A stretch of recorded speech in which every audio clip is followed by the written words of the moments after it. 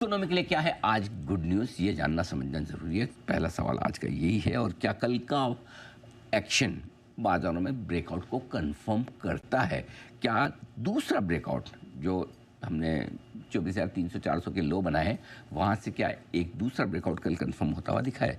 FIIs की कभी हाँ कभी ना आपको दिख रही है, कभी खरीदते कभी बेचते हैं। मतलब क्या है ये जानने समझने की करेंगे हम कोशिश। इसके अलावा वीकेंड से पहले तेजी में रहें या थोड़ा रहें अलर्ट, ये जानना समझना जरूरी है। मजबूत री रेटिंग वाले किस सेक्टर में आपको पैसा लगाना चाहिए, तो आज इस सेक्टर के साथ साथ हम ये भी बताने वाले हैं क्योंकि कई बार यहाँ जब हम ग्राउंड लेवल पर जाते हैं इवेंट्स करते हैं, लोग कहते हैं कि आप कहते तो हैं म्यूचुअल फंड में पैसा लगाइए लेकिन लगाएगा वो तो बताते नहीं। तो आज इन्वेस्टर्स के लिए हम कुछ ऐसी फंड्स की स्कीम भी आपके लिए लेकर आ रहे हैं जहाँ पर आप अगर शेयर सीधा ना खरीदना चाहें तो उन स्कीम्स में पैसा लगा सकते हैं। ये भी आपके लिए इंटरेस्टिंग होगा। आखिर में इंडिया सीमेंट, इसका ओएफएस आज रिटेल के लिए खुला है, आपके लिए खुला है, क्या इसमें पैसा लगाना चाहिए, इस पर भी करेंगे हम बातचीत। चलिए, तो बहुत सारे सवाल हैं जिनके जवाब हम जानेंगे, लेकिन सर सबसे पहले इकोनॉमी, कुछ अच्छी खबरों का सिलसिला फिर से शुरू हो रहा है, क्या है सर?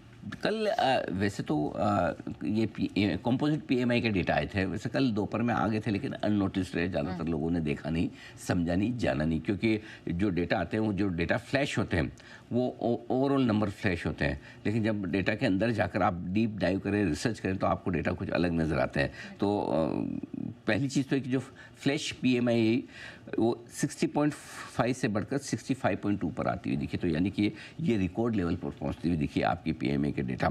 ये इंटरेस्टिंग चीज़ है। अब इनमें क्या कुछ खास बातें वो समझ लीजिए।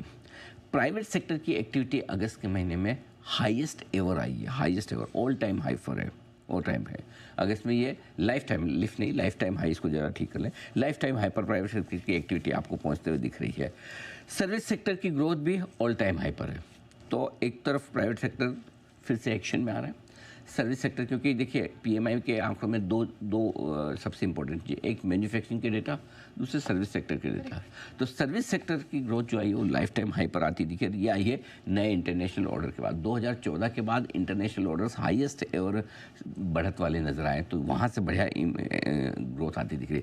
सर्विस सेक्टर में ग्रोथ दोनों जगह से है, डोमेस्टिक और एक्सपोर्ट दोनों ही तरह ये काफ़ी अच्छा कर रहा है। मैन्युफैक्चरिंग के मुकाबले में सर्विस सेक्टर के आंकड़े काफ़ी अच्छा है। लेकिन मैन्युफैक्चरिंग एक्टिविटी तो अब पिकअप कर ही लेगी जिस तरह की चीज़ें बन रही है, लेकिन सर्विस सेक्टर की एक्टिविटी पिकअप करना भी काफ़ी इंटरेस्टिंग है और दोनों ही तरफ नए ऑर्डर्स बढ़ते हुए नजर आ रहे हैं, चाहे वो घरेलू बाजार हो चाहे एक्सपोर्ट के मार्केट हो। तो ये सारे के सारे जो ट्रिगर्स हैं कल, ये काफ़ी इंपॉर्टेंट है ये इकोनॉमी के लिहाज से। तो इकोनॉमी के मोर्चे पर ये एक बढ़िया खबर है जो आपको दिख रही है।